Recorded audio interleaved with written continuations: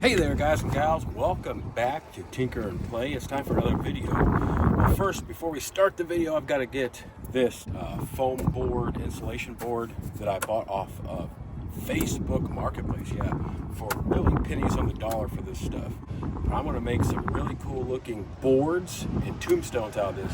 But this first video is going to be about the old weathered boards that I'm going to put on my Halloween 2024 haunt facade. And that facade is really awesome. It is a Nightmare on Elm Street 3 Dream Warriors, the boarded up Nightmare on Elm Street house facade. So let's get these out of the car and in the house, and let's start making them into boards.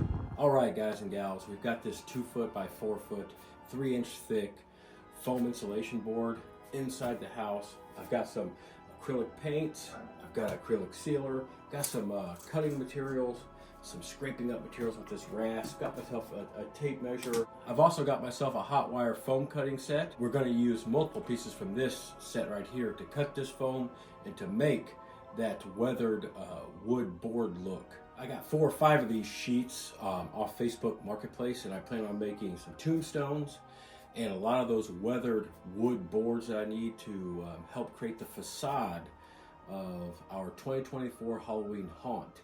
That facade being a Nightmare on Elm Street 3 Dream Warriors boarded up Elm Street house, Freddy Krueger house.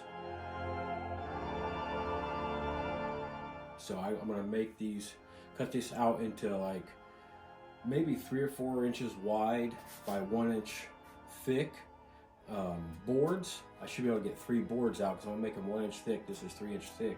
So I'm hoping to get a lot of those wood boards, jaggedy edged and weathered look wood boards cut out of just one piece. I've got a few windows to cover, so maybe 1 or 2 of these will get me all the wood I need, and the other ones I can make some really cool heavy duty sturdy tombstones that we'll have in a later video. So make sure you hit like on this video, hit that subscribe button, activate notifications so you don't miss out on those future tombstone builds.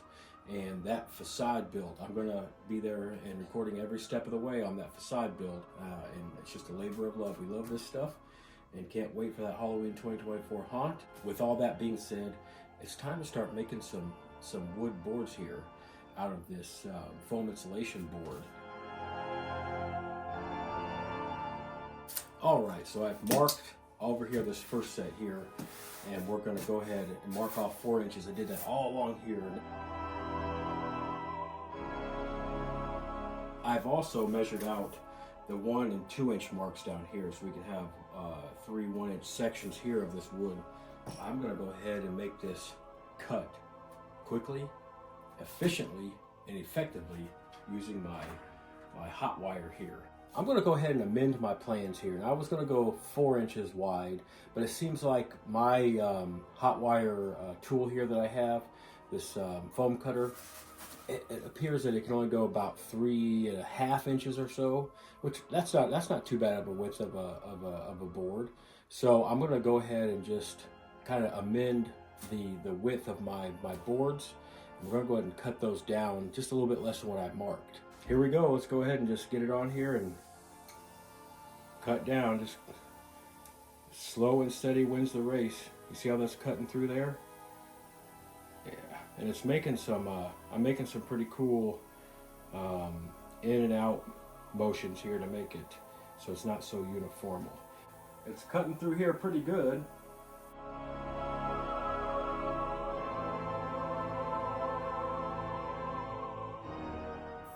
Here we go, all the way through. All right, let's pop this off.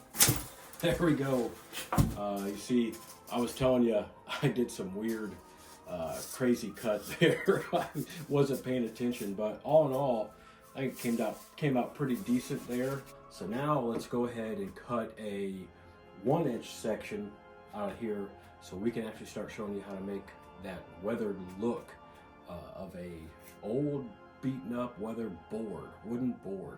All right, guys and gals, I mean, I was able to get 1, 2 pieces out there that aren't quite an inch thick all the way across. Made some really cool looks inside that foam board, foam insulation board. I mean, some of those pieces look really cool. That's gonna go a long way making this look really cool and nice and weathered. But man, I got this big old chunk here left as my third piece. I'm gonna go ahead and cut down this and get 4 pieces.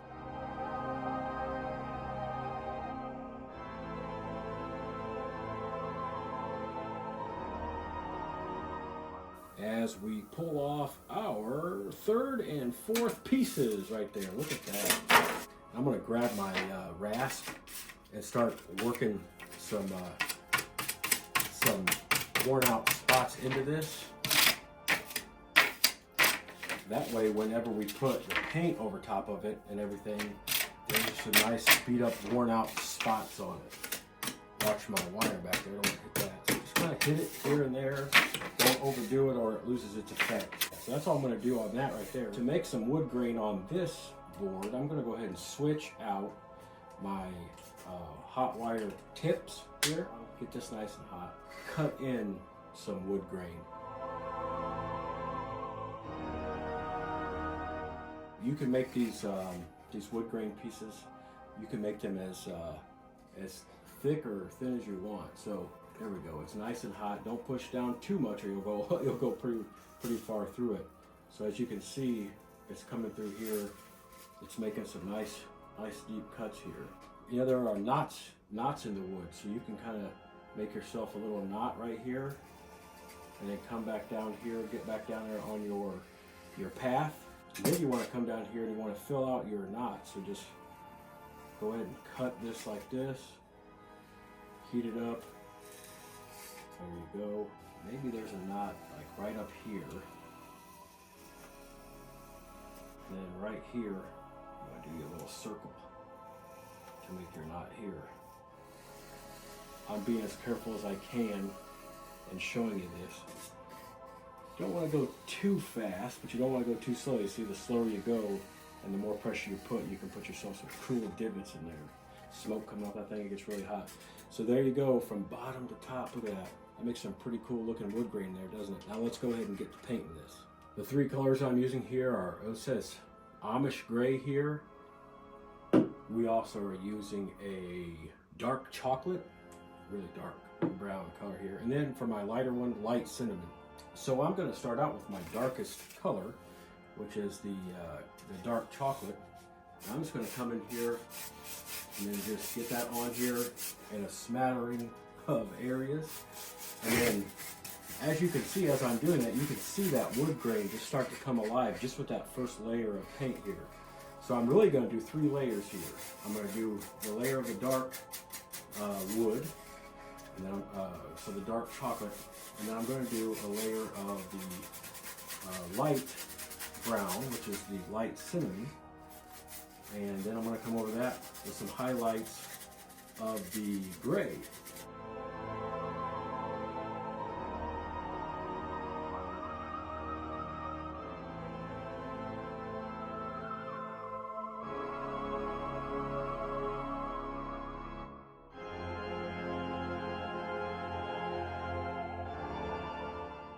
Right there is that first layer there. There's that dark chocolate, the darker color. Now I'm going to come over and hit it with some highlights of the lighter, light cinnamon, light brown color. And then it's going to look even more nice and weathered. And then over top of that, with that gray, it's going to look even more. I'm gonna lighten that up a little bit more. That way, I thought on the shelf it looked a lot lighter than that, and it just wasn't. So I'm just mixing myself up some paint here.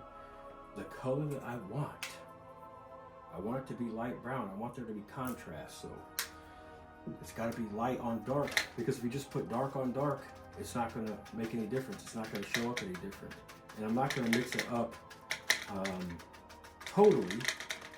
I'm going to leave some different colors in that brush there. There we go. See, that's much better.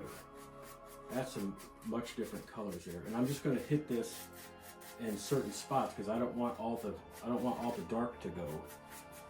I want to see the variations in those colors. That's what makes the weathered look. You get the dark brown and you get a little bit of this lighter color, and that's what makes the weathered look that much better. It's just the variations in the colors. But look at that already. See, just that little bit, just a few minutes of painting here, we got us a nice, cool looking weathered board. So we have one more color to put on here. There we go. Get down inside there, get it mixed up with some of that color that's still drying on there, and make sure they kind of blend in together. You don't want to have clumps. You want it to blend together. You don't have to be a master painter to do this. You do not. You just kind of mix it together. Play with the colors, mix it together. Remember, leave some of that darker brown in there. It's going to look great. So there's a nice little highlight up there. Nice little highlight up there. Now I'll come down here. Oh, now let's come over here. And then let's do that right over there. And come over here and just make this how you want it to be.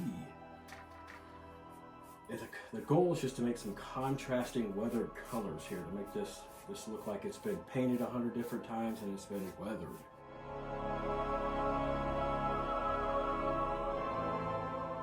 Like I said, don't overdo it. It loses its effect if you overdo it. Yeah, change the way you go with this and pull it up towards the top. So pull your brush strokes up or down. It doesn't matter, one way or the other. Sometimes if you're so close to the work, you really can't see it. That's just true.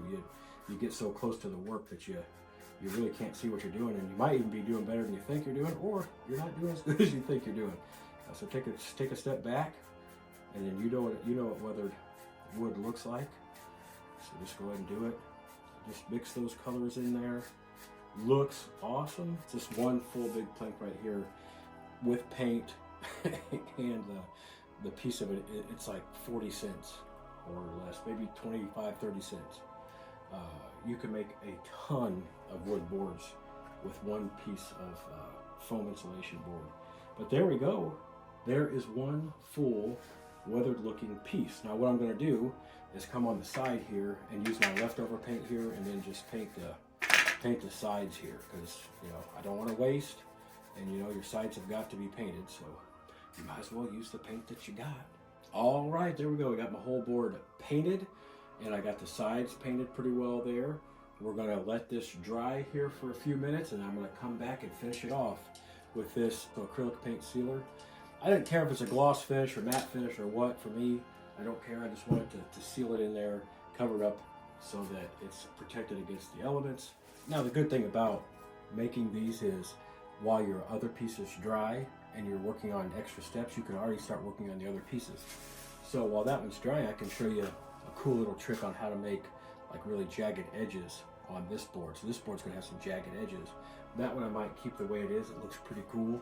So let's go ahead and just make some jagged edges and then just cutting out some pieces, and you can make them as big or as small as you'd like. Your jagged edges there. Maybe you want to make a little bit bigger piece there. So then you'll come and just maybe do it like that. Just slowly cut through it. Then come back and do that. Remember, have a fan on, well-ventilated area. There you go. Cut all the way through it. Now pull that out of there. There you go. There's a nice little piece there. Now you don't want to make it too uniformal, so maybe down here is a little smaller piece. So then you'll just cut that off. And judge your like pressure and how much you cut based off what kind of heat cutting tool you have.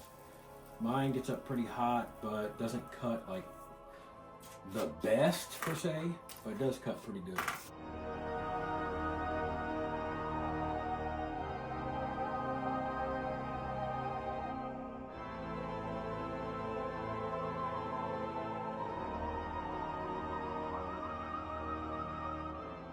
Have as much on it as you want, make it look as cool as you want, but that's like a jagged edged end right there. I'm going to go do that on the other side.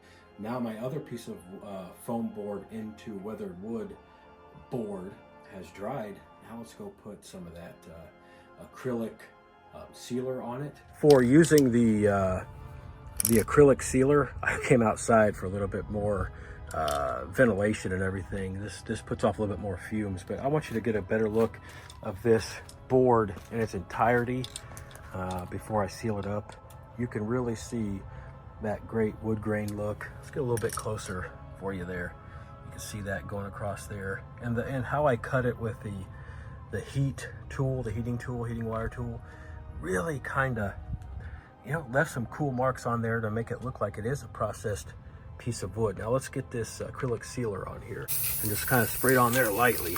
Shake it up and spray it on there. Just want to seal this stuff in. All right, so it says for best practices to maybe use a couple coats on this, but I really don't care about that. I just want to use one coat. I put the acrylic paint on there, and yes, this does eat a little bit of the foam away, but that just adds to that cool weathered look of this board. So if it starts eating it away too much for you in spots and you don't like the way it looks, just go back over it, paint it, and then don't seal that part. This has got a couple little spots on where it got through where I didn't cover it completely with that acrylic paint. That's quite all right for me. This is what I wanted. I wanted a nice, awesome, weathered look board, and man, I certainly got that with this thing. I'm gonna come back when this dries here in a few minutes, and I'm just gonna hit it with a little bit more of that paint. It's gonna look perfect. So I came back in the house, got me some more paint, and made some more cool looking wood grain variations on this board. And those spots that the acrylic sealer kind of bubbled up the foam, kind of melted the foam a little bit, and it kind of looks like a fiery effect, like the wood got burnt. So I kind of tried to highlight those kind of spots with a little bit of darker color to make it look like they were burnt spots.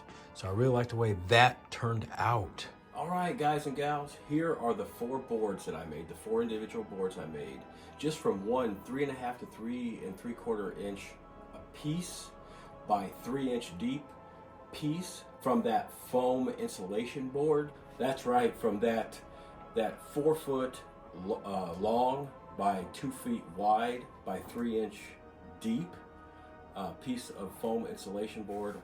Just one little piece out of that, I was able to make these. So that's 4. I need between 16 and 20 of these. I'll be able to get that and then some for another project from one piece of that 4 foot by 2 foot insulation board. I'm LJ. I hope you like this video. I hope you like this technique. I hope that you will let me know what you think about it. I hope you will let me know if you tried it, what you think. And also, I hope that you stick around and hit that subscribe button, the like button, and the notification bell so that you don't miss out on future prop builds, the 2024 Halloween Haunt build and beyond, and everything we do on the channel. I hope you stick around for that. And, leave me some comments. Let's talk. I want to remind you all to have a great day and always find time to tinker and play.